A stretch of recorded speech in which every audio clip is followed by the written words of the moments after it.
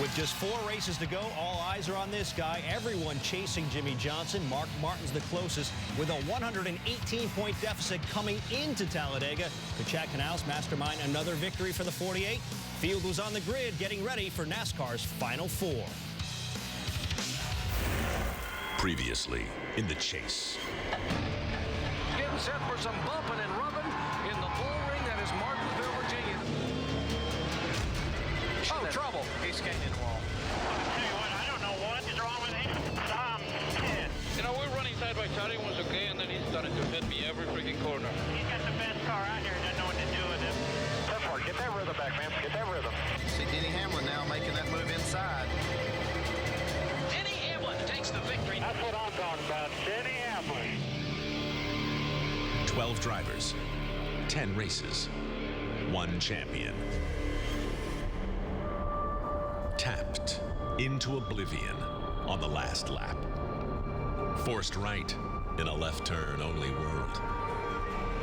Flying without wings and crash landing yards from victory. This is what haunts you at Talladega. For the man out front, it's the last major obstacle standing between himself and history. 4 lanes of bumper-to-bumper traffic, hitting 200 miles an hour, can exhaust your talent in a hurry. But keep enough in the tank, and you can steal a memory you won't mind reliving. Then again, maybe not.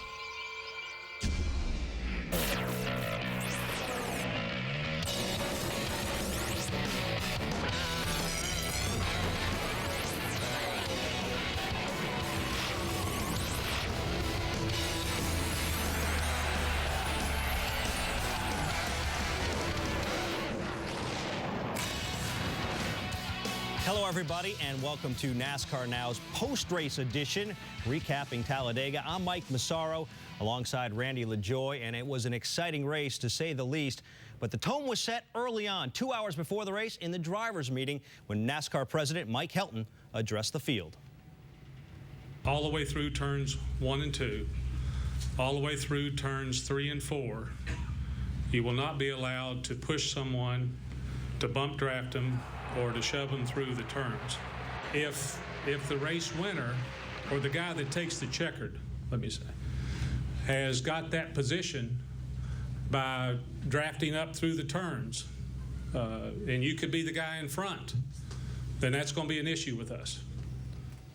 It would seem these 43 drivers went into this race, Randy, with a lot on their minds. When you hear something like this from the president of the sport just 2 hours before the race, what do you think? Well, there's a couple different things. The drivers found a lot of speed by bump drafting all the way through the racetrack. The racetrack is very smooth. The cars are very stable.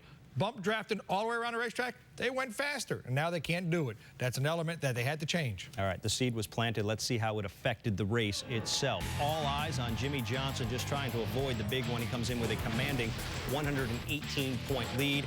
And while early on, despite the warning, we saw a little bit of contact. Oh, the first 10 laps was awesome, just like everybody got warned, and they got warned again and again. And then they all kind of settled down. Yeah, and that was a shot of Casey Mears, a little bump drafting there. Of course, it was legal on the straightaways. Lap 5, though, gets a little bit dicey. Paul Menard and Joe Nemechek. Last year's second-place finisher, Paul Menard, cuts a left rear tire, goes head-on into the fence. And that got the attention of quite a few drivers, including the chasers, who at this point decided to drop back to the end of the field. Here's Ryan Newman. And we just need to get a group of us smart ones back here. I think the 48's on the same plan. I don't know where the 24's at, but just, you know, respect each other's spot for each other and do our thing. Respect is always the key at a restrictor plate racetrack, and, well, nothing but the utmost respect for all of these drivers, but respect wasn't getting it done for some. Trouble for the 2-car and Kurt Busch. He slides to the infield, and this would be costly. He would eventually go a lap down, Randy. He also came back. What a great job that team did, putting that car back together, back to come to the front. Teams would now get single file, and, well, not everybody was happy about it. Somebody tell me something interesting, keep me awake. I got something. They got a sign down here in the stands that's banned to sell no-dose pills.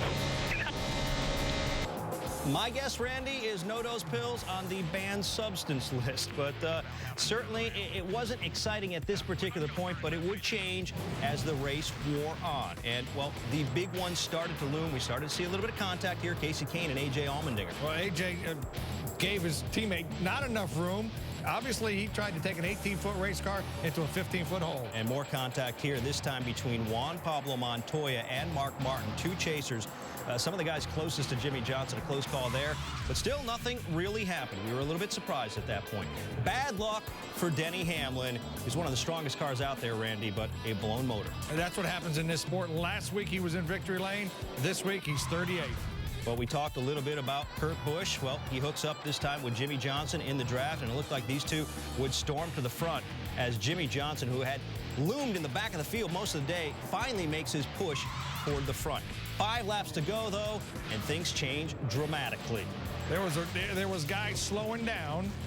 Marcus Ambrose running the back of the 39. The 39 hit Stewart. And hang on, Ryan Newman. Ryan Newman gets airborne, collides with the outside retaining wall, finally comes to rest on the roof of his car, and obviously a very scary crash. Just, you know, a product of this racing and what NASCAR's put us into with this box, with these restrictor plates, with these types of cars, you know, with the yellow line, with no bump draft and no passing. And drivers used to be able to respect each other and race around each other. Richard Petty, David Pearson, Bobby Allison, all those guys have always done that. And I guess they don't think much of us anymore. Some pretty pointed comments from Ryan Newman there, and you can understand why he'd be upset. He was on his roof there. They didn't extricate him for approximately 12 minutes. Yeah, they're going to have to look at something. So Ryan Newman took him 12 minutes to get out of that car. Luckily, it wasn't on fire. They have to figure. You do not want your roof landing on top of your head. No, and this is a look from the inside of Jimmy Johnson's car. But we weren't done yet. 2 laps to go. Despite storming all the way back to the lead lap, Kurt Busch, more problems. Huge problems for some of the chasers. Mark Martin on his roof. Slid up the racetrack, collided with the outside retaining wall, finally came to rest as he went through the infield grass and drove it to pit road. Another chaser, Jeff Gordon involved, 2 of Jimmy Johnson's Hendrick teammates, and, well, this will allow Jimmy Johnson to escape. And a big wreck when it comes to the championship race, Randy. Yes, it was. And 10 of these guys had to pit because they run out of fuel. And that's something that a lot of these guys figured out they should have pitted when Jimmy Johnson pitted. And one more look. What exactly happened here? Well, Brad Keselowski hits the 2 car, turns the 2 car that just misses Jimmy Johnson, hits Scott Speed, and the rest is history for Jamie Vermeulen. Yeah, he's the beneficiary. But you can't just call it luck. He did lead the most laps today, picks up his 3rd career victory, his 1st since 2007. Now, Jamie McMurray doesn't just get the win. He gets his first top 5 finish of the season. It's his first win since winning at another restrictor plate track, winning the July race at Daytona in 2007. Casey Kane comes home 2nd, the top chaser. Joey Logano gets his 2nd top 5 in the last 3 races. Greg Biffle gives Roush Fenway 2 cars in the top 5. And Jimmy Johnson, out of nowhere, finishes 6th. That's just incredible. And certainly one of the big storylines coming into Sunday's race was Mike Helton's restriction on bump drafting in the corners. And for more on that story, we go back out to the racetrack and bring in Nicole Mansky. And Nicole, what were people saying about the bump drafting ban after the race? Well, Mike, let's start with the fans, because after the race, one fan said this is an epic black eye for NASCAR. Another one said, what happened to Talladega? The fans were very frustrated, and so were the drivers. Some of them frustrated because of the bump drafting rule, and others frustrated because of both, that their cars left in pieces and they weren't allowed to pass like usual. The draft was really easy to lose if you're the last car on the end of the line. We were there a lot today and just hanging on. So I was really nervous for the majority of the day. And with about 5-6 to go, I didn't know what lane to be in, what to do, and there's such traffic in front of me. I didn't have anywhere to go, and this fuel thing really helped us out. With the restricted plate and stuff we have now, you have to physically push the car in front of you to make passes. We all know that. So with not doing a 2-car tandem, it had to switch up the strategy a little bit. You had to know when to push and when not to push, and I got warned.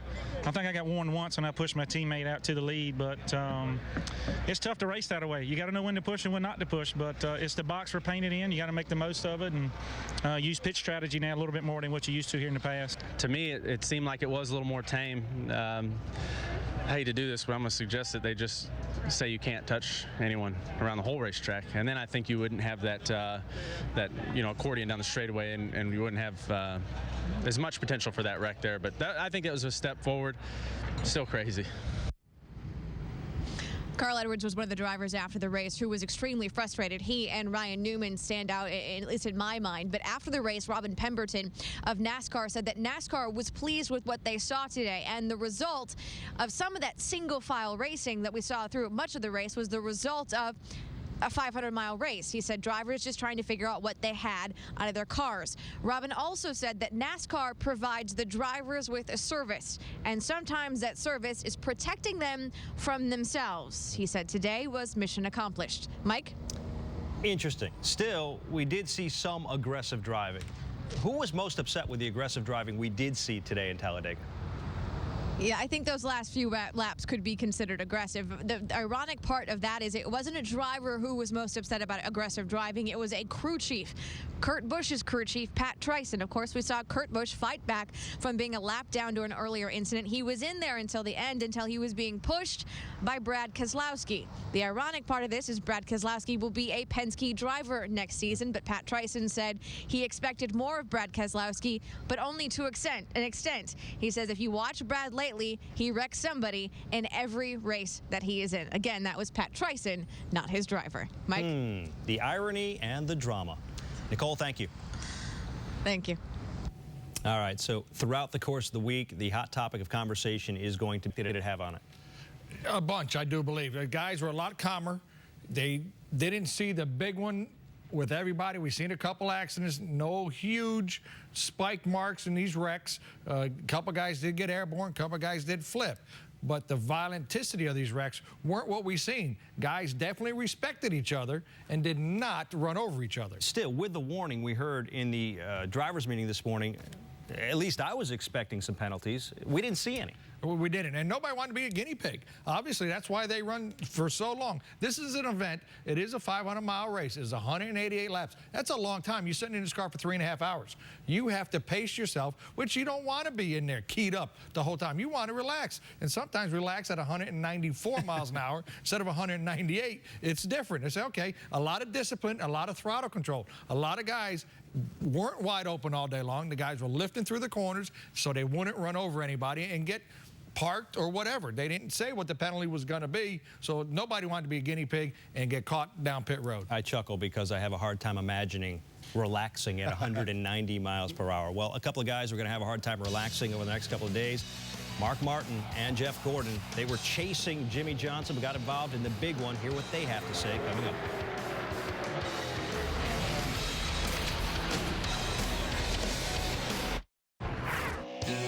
NASCAR Now, brought to you by Crown Royal Blended Canadian Whiskey. For every king, a crown. Please drink responsibly.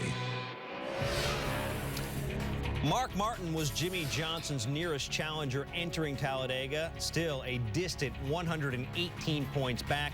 5 drivers within 200 points, but clearly Jimmy Johnson was in command coming into this race.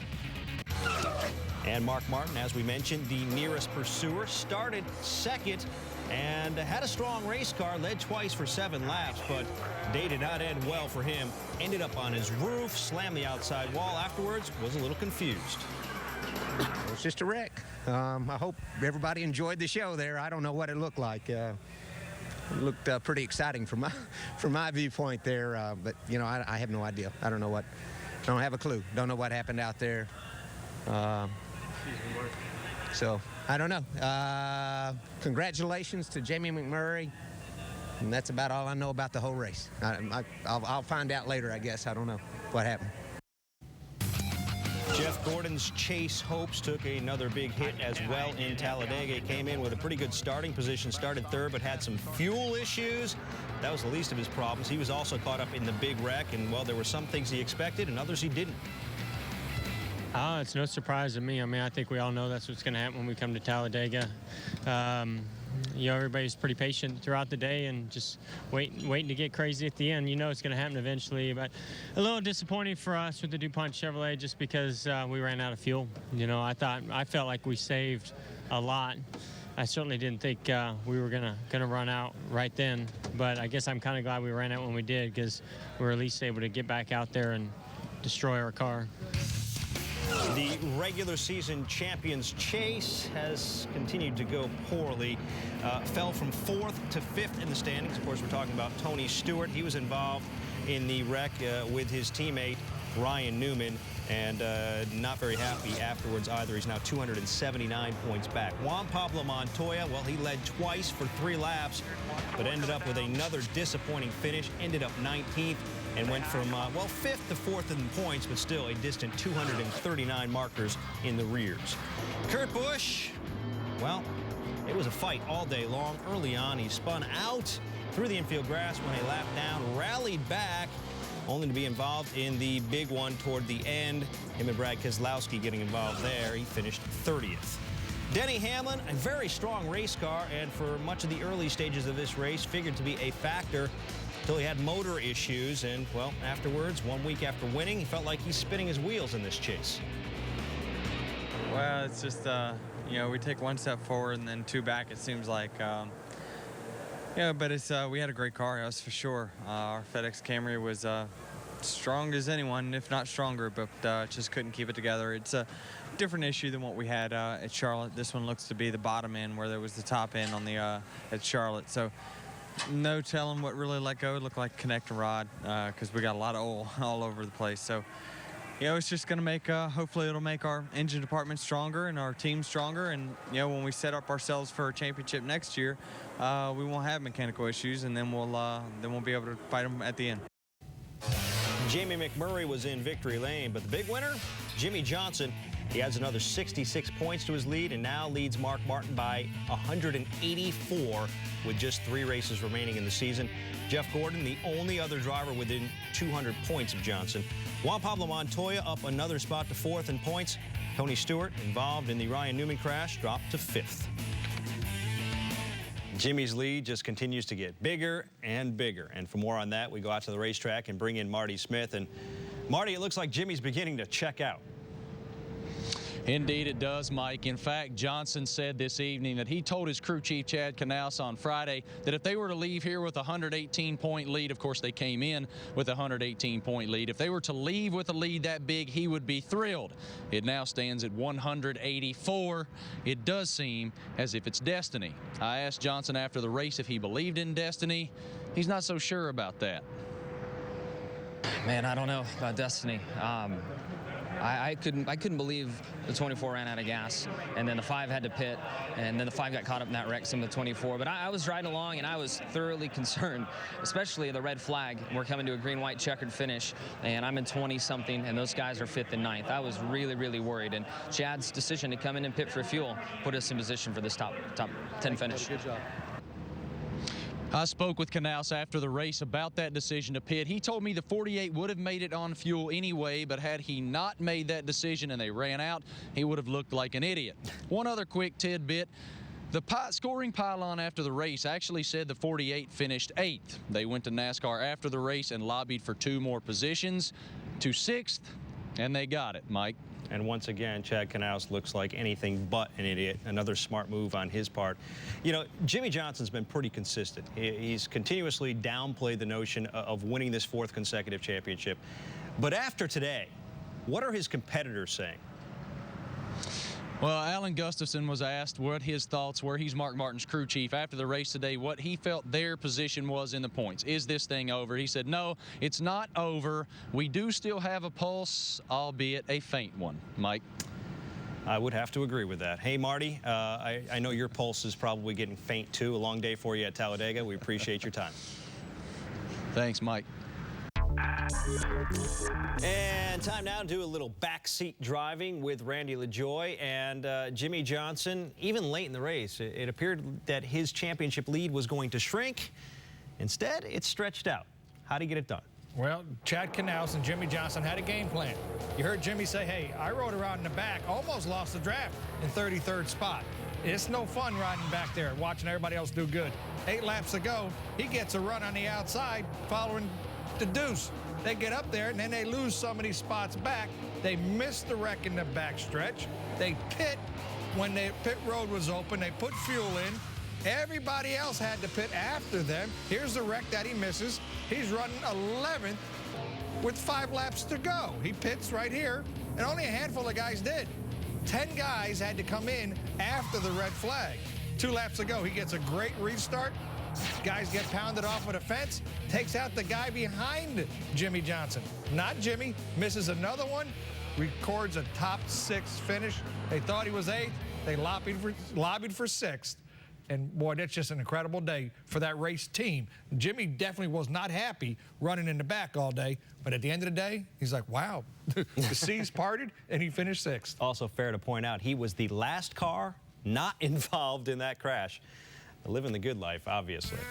On lap 185, Jimmy Johnson sat in 22nd place. This should put it in perspective. But coming down the stretch, Johnson moved his way up through the field, avoiding wrecks and taking advantage of his pit strategy, as you mentioned, Randy, to move himself all the way up to 6th when that final caution flag flew.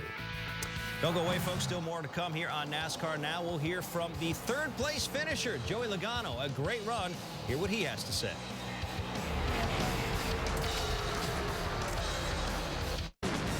Monday Night Football has an NFC South matchup this week as the Atlanta Falcons travel to New Orleans to take on the undefeated Saints. It's Matt Ryan versus Drew Brees. Monday Night Countdown gets things started at 7 p.m. All served to you by Applebee's. Oh, here goes Kurt Busch around. Oh. Crash behind you. Crash. Oh, Mark's upside down. Mark Martin is over on his roof. Back on his wheel. Into the wall. Jamie McMurray is going to be the winner here today. He was leading at the white flag when they came to the line. Jamie McMurray did go to victory lane, but he wasn't the only driver who had reason to celebrate. Young Joey Logano came home with a 3rd place finish. Let's go to the media center and hear what he had to say. You know, throughout the whole race, I was just put my car in different positions, trying to learn as much as I can about being around other cars and what helps and what doesn't. Try to make as many friends out there as I can for the end of the race and be positioned right there at the end. So a lot of it's just being in the right place at the right time, missing the wrecks and being ahead of it all. So, you know, overall, it was good. You know, it seemed like at the last restart, I just got behind Casey and started shoving him, and he was able to pass or push to 26 ahead and got our whole lane going, so it was a good run for us today. Jimmy Johnson still our points leader. A lot of people said coming out of Talladega, if you were still the points leader, watch out. Your thoughts about now heading to Texas? No, I feel good about things. I know it says 8th up there on the board, but I believe we were 6th in the race today. So with that in mind, you know, I'm very, very happy. I hate to see so many tore up cars in the big wreck that took place. But for us, what really made the difference, I mean, obviously we were conservative all day long, but Chad's decision to take fuel. There's just a few of us that took fuel, and then we had the wreck and the red flag. And at that point, guys just started running out of fuel. And you know, the caution came back out and waved off the restart a few times, and then more guys ran out, and then guys finally hit pit road, and we went from 25th up to, I think, 11th before we took the green, and then had some good moves I made through that opening lap to get up to speed and all that kind of thing. And was far enough ahead, luckily, to not be caught up in the wreck, because I think the car, at least the car on the outside of me, right behind me, was cleaned out. And I think the guys right behind me were too. So Chad's decision put us in position to stay out of the wreck and to get a good top 10 finish. Okay, let's go upstairs for a couple questions. Either questions for Casey, Jimmy, or Joey. Go ahead. Monty Dutton, Gaston Gazette. You know, nowadays in football, they have these rules that protect the quarterback, and they call personal fouls. And sometimes people say that the only way you could avoid it is if you could defy gravity. And they say it's making football players, not allowing them to play football. And some of the conditions here make it where it's hard to ask racers not to race, not to do whatever is at your disposal to go to the front. I mean, we go through this every year, and you guys try to find new ways to have us answer the same question about the restrictor plate racing. And yeah, we have the steering wheel and the gas pedal and brake pedal and all that kind of thing. But until somebody really has a chance to sit in these cars and understand how tough it is. It's easier to say these things from the outside. I mean, inside the car, we're racing, we're doing our thing. We mind our manners during the middle of the race and ride single file, and everybody was probably disappointed in that. And then we get racing at the end, and you have the big wrecks. So I don't think that it's worth finding a new angle. There's not a new angle. The only way we avoid this, if anybody wants to avoid these big wrecks and this type of racing, is to eliminate the need for a restrictor plate. And that means get some tractors out and knock down the banking. We have to let off in order to avoid this. So at the end of the day, I think this restrictor plate racing is still here because it's a good show for the fans. So at some point when the fans dislike it, then I guess we'll make a change and we won't have this stuff. But until then, we're a product of what the fans want to see. Coming up on NASCAR Now, we'll hear from Sunday's winner. Hear what Jamie McMurray has to say about his first victory since 2007.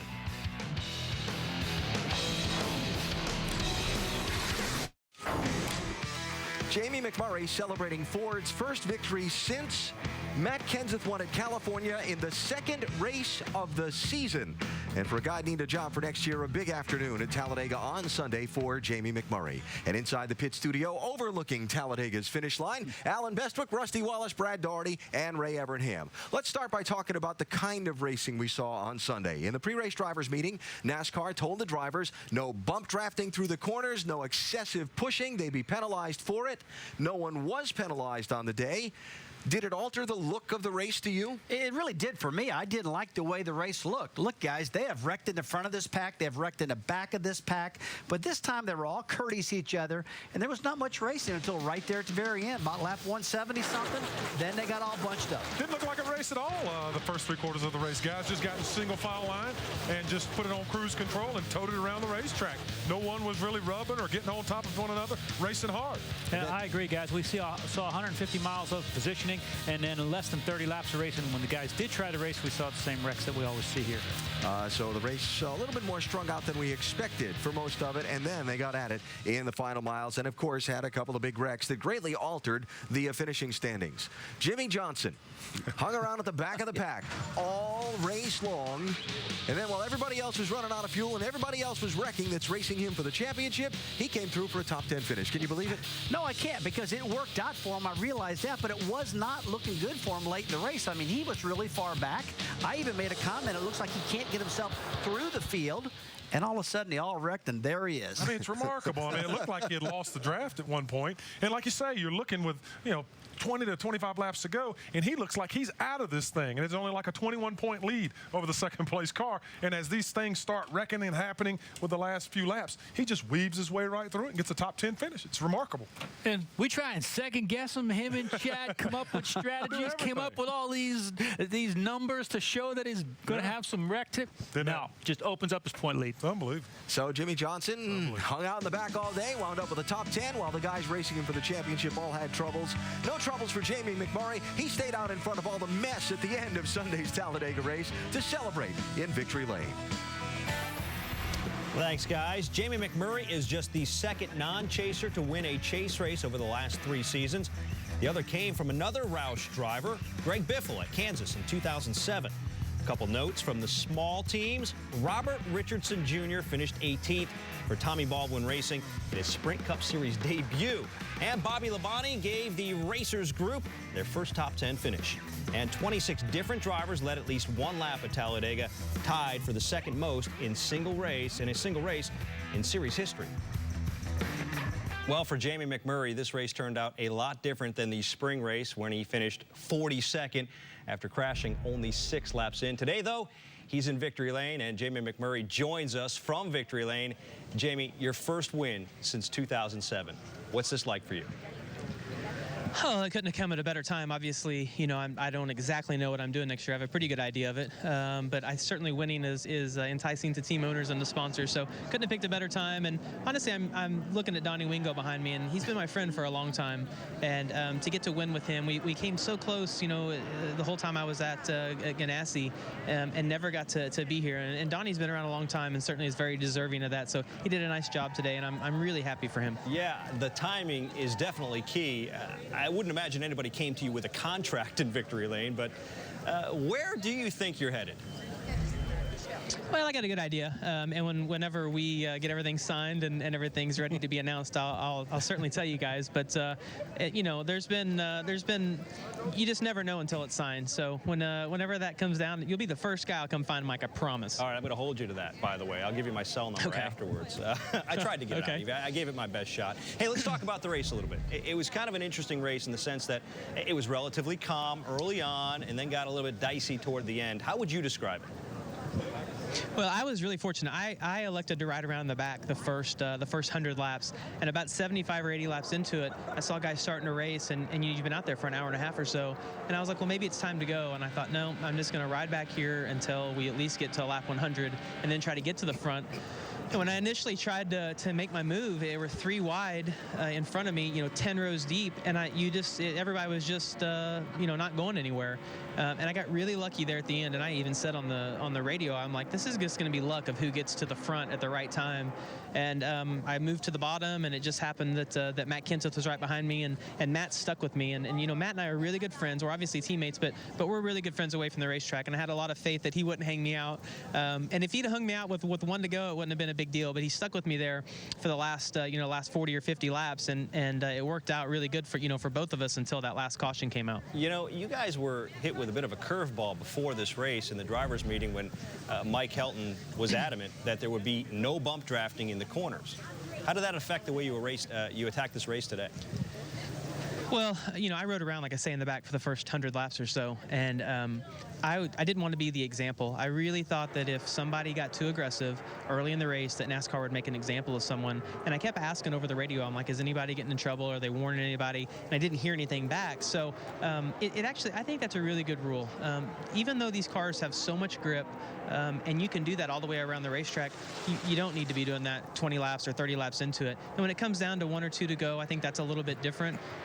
But you can't make that happen. You know, you got to it just works itself out. So, I mean, I was okay with the rule. I just didn't know how they were going to police it and police it equally for everybody. But apparently nobody got in trouble. And it honestly seemed like a pretty calm race to me from where I was at all the way through it.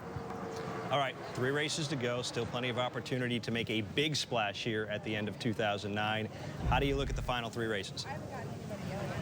Well, we ran really good the final 3 races last year, but as a team, we were running better at that time. Matt Kenseth's team obviously gave a lot of us encouragement going to Texas next week because he ran so well at Charlotte. Had a little bit different setup, a little bit different stuff in his car, and I think we're all going to go with that and have hope that those tracks are close enough together that we can all run well and maybe learn something from Matt's team. All right, Jamie, congratulations once again. And by the way, I'll be waiting for that phone call where you tell me exactly what you're going to be doing in 2010. Well, I've got my new Sprint Palm Pre phone back in the motorhome, and I know it's got a ton of text messages on it, so I'll be waiting for yours. I'll be waiting for my phone to ring. Thanks again. Congratulations. Thank you, guys. Well, they had smaller plates, but that did not keep the cars on the ground. When we come back, we'll break down the Ryan Newman spectacular aerial act.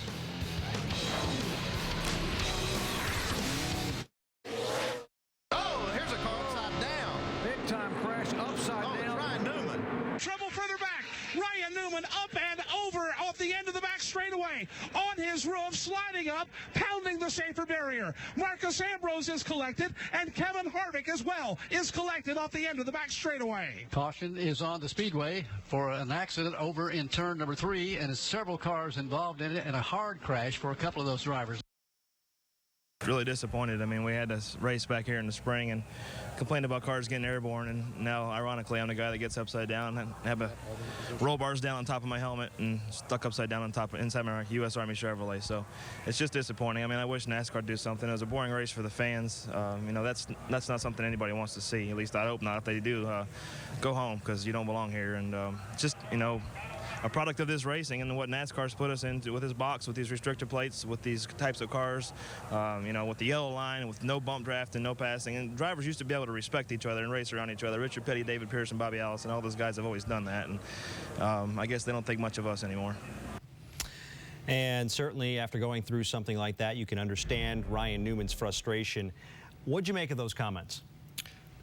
I don't know. That's a tough deal. You know, he complained about NASCAR. You know, him and about 5 guys chose not to race today. They wanted to ride in the back. You know, this race could be avoided if they had a little bit more vision in these race cars. This was an accordion crash that took place. When you say vision, what do you mean? They can't see through the race cars. You know, they had an in-car camera behind Ryan. They had it on the 47, Marcus Ambrose. Ryan caught his teammate, and never once did he wave a hand to let the guy behind him know that he had to get on the brakes. If you guys can see through the cars, and they go back to hand signals that the Richard Petty's and the Bobby Allisons used to do to everybody, let the guys know what's going on in front of you, because you can't see through these race cars. Very interesting, and I'm sure this subject will be one of many you'll talk about on the roundtable on Monday. Now, plenty of reporters were on the ground in Talladega, including our pit reporters, who have some very interesting insight. We start with them, beginning with Shannon Spake.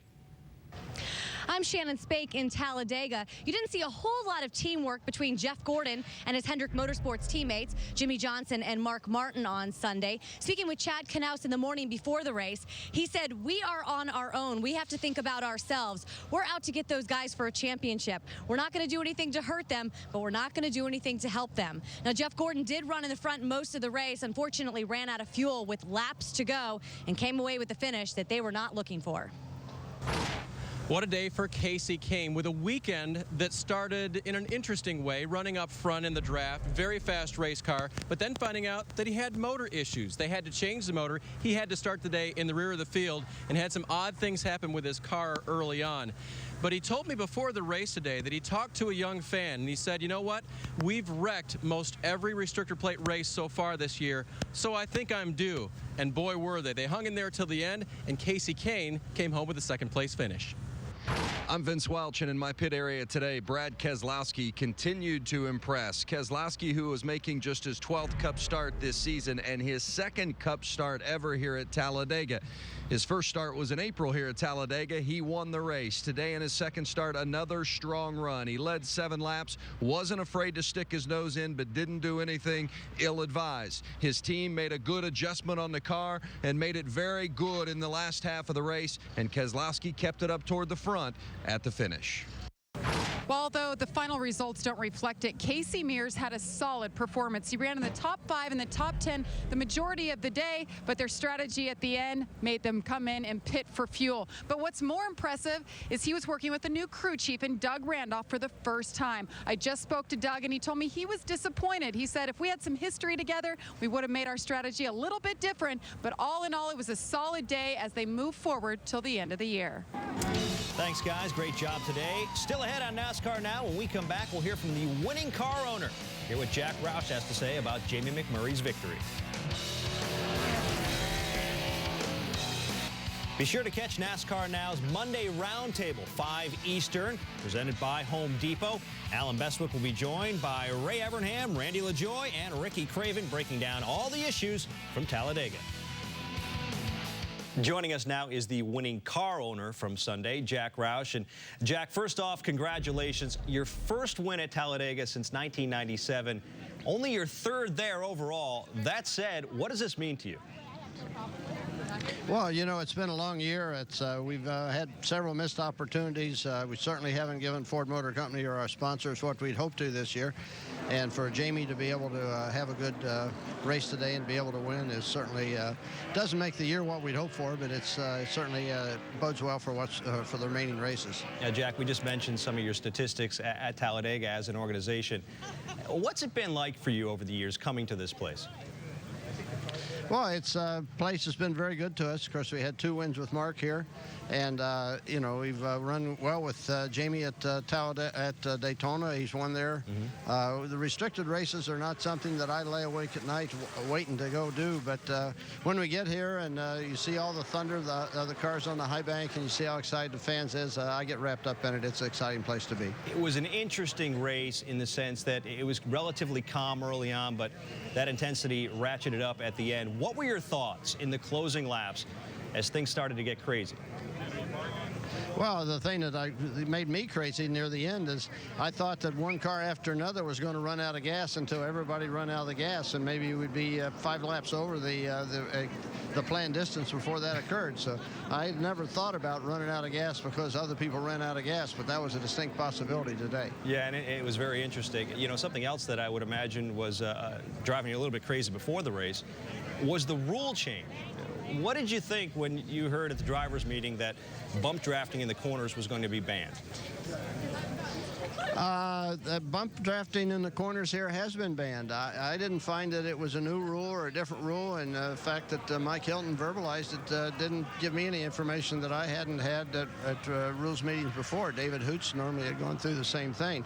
But the thing that is not clear, it's not clear how much you can push and where you can push and where that line is. And they continually tell you, you know where the line is. Don't go over that line. Don't let us have to settle the issue. But they really need to penalize people for bump drafting so that we can see what a significant bump draft penalty or a significant bump draft problem is for everybody to see. Right now I don't know if we know where the line is. I don't know if we know how far we can push. Yeah, certainly I was nervous because I know my guys were pushing some too. I think there's probably a lot of people out there who agree with you too, Jack. Hey, let's get back to Jamie McMurray. Certainly a great story in its own right. He'll be leaving your organization at the end of the year. What does it mean to you to send him off like this? Well, it's a great send-off. I hope Jamie has got a nice ride lined up with a competitive team. I haven't talked to him specifically about that. I'm hearing the same rumors that other people are hearing about who's talking to him and what he might do. But Jamie's a real professional. He's a first-class guy, one of the best people that I've met in this business, and I certainly wish him well, and I'm glad that he won today. I hope he can win another race before the year's over. Yeah, he's got some opportunities. Hey, before we let you go, I want to ask you about another thing. A couple of your drivers today, Matt Kenseth and David Reagan, using the new Ford motor. I know it's early, but what are your early evaluations on how it performed today? Well, the FR9 motor did well. I was actually more nervous about the mechanically driven fuel pump because that was something that was totally new and foreign to me, and I saw so many other teams have trouble with it. But the fuel pump did a nice job. The engine did a nice job.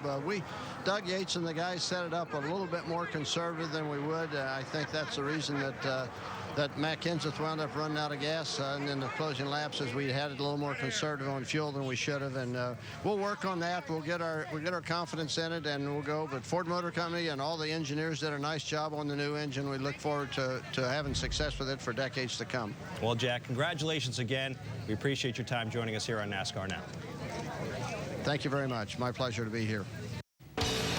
Straight ahead, we'll look ahead to race 8 of the chase, the Texas Motor Speedway. Who's the guy to watch out for there? He's one of them.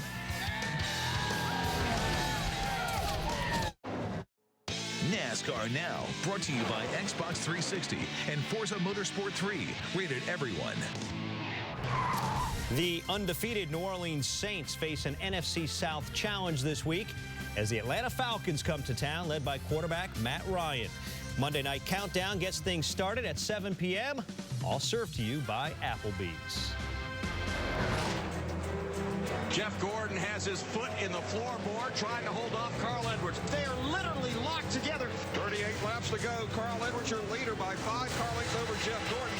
The leaders are on pit road. Big pit stop. 4 tires and fuel down and gone. Look like a good stop for Gordon. Jeff Gordon, the first car off the pit road. 3 miles to go for Jeff Gordon. He is trying to hold on to grab his first win at Texas. Pop the champagne, Jeff Gordon. The losing drought is over. Gordon wins for the first time at Texas Motor Speedway. That was indeed Jeff Gordon, who went to victory lane at Texas back in the spring. Jimmie Johnson, though, well, he is once again the guy with the best average finish among chasers at a track. At Texas, his average finish, 8.5. He's finished second or better in 3 of his last 4 Texas races. But there is Carl Edwards. He also has the hot hand, winning 2 of the last 3 Texas races. He's pretty good down there in Texas as well. And that, of course, is the next race on the 2009 Chase schedule. Randy, what do you expect? Well, I expect the chasers, 8 chasers have won at Texas. It's a wonderful facility. It's a very fast racetrack. Jeff Gordon, it took him a long time to win there. He finally did. Carl Edwards won the last 2 out of 3. This is going to be a great chase. You know, Carl, after 8 wins last year, has been undefeated this year. He hasn't won a race yet this year, so he really wants to go to Texas, a place that he loves. Yeah, believe me, nobody wants to get back to victory lane more than Carl Edwards. I mean, he was predicted to be the preseason favorite, still shut out of victory lane. But you look at these average finishes, Jimmie Johnson, once again, it appears he's the guy to beat. all the time. That's why he's a champ, man. That's why he's going to be the champ for the 4th year in a row. That race team has got it going on again. All right, you look at his advantage, 184 points. Is it realistic to think he can wrap this thing up before we get to Homestead? Yes. He can I do believe so. Yes, he can. And by the time he gets to Homestead, it's going to be all over. I think it's all over now. I mean, that team is just too good. They had a bad day today, and they come out 6th. How do they do that? They do it all the time. They come out of nowhere and put up the numbers, and they did it once again on Sunday in Talladega. By the way, speaking of numbers, the magic number for Jimmie Johnson in Phoenix, if he walks away from Phoenix 196 points ahead, they got to give him the trophy. They pretty much do. If he walks away 162 ahead, all he needs to do is start the car in Homestead. Well, that does it for NASCAR Now. As we say goodbye, we congratulate Jamie McMurray on his first win of 2009 and his first since 2007.